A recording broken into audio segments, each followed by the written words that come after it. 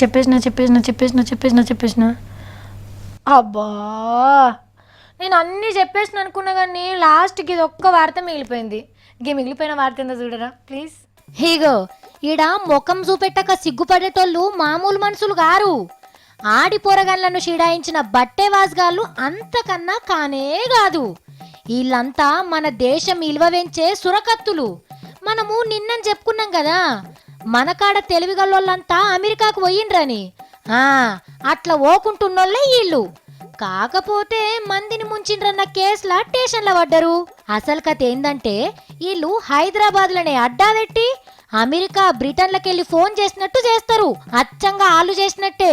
Money is not important here, Frank. I understand you don't have any money. That's the reason you applied for the loan. మీకు ₹1,00,000 lottery కలిగింది కానీ ఉత్త 2,000 రూపాయలే మా ఖాతాలేయుండ్రి అని ఏమంటారు. గట్లా రోజుకో 1000 మంది పైసలేసినా నెలకెన్ని కావాలే, ఏడాదికి ఎంత అందాన్ని రావాలే. గదే పని చేస్తున్నారట గీ టెక్నాలజీ బాసులంతా. కానీ కర్మగాలితే ఏనుగు కూడా ఎల్లెలకల పడ్డట్టు గీళ్ళు కూడా గట్లనే దొరికిండ్రు. వాళ్ళ దగ్గర దొరికినటువంటి ల్యాప్టాప్ అది వాళ్ళు ఏం చేస్తారు ఏంటి అని అడిగినప్పుడు వాళ్ళు సరియైన సమాధానం చెప్పకపోవడంతో అది ఏంటి అనేది ఫర్దర్గా డెప్త్లోకి వెళ్ళినప్పుడు ఈ కేసు డిటెక్ట్ అవ్వడం జరిగింది. అబ్బా చూసిండ్రా, దొరికినోళ్ళెవలో కొత్తగా నౌకర్లకు ఎక్కినోళ్ళు ఉన్నట్టున్నారు. లేకపోతే 1000 కోట్ల వ్యాపారం చేసి మేక్ ఇన్ ఇండియా పథకం కింద ఓ కంపెనీ పెట్టు కావచ్చు.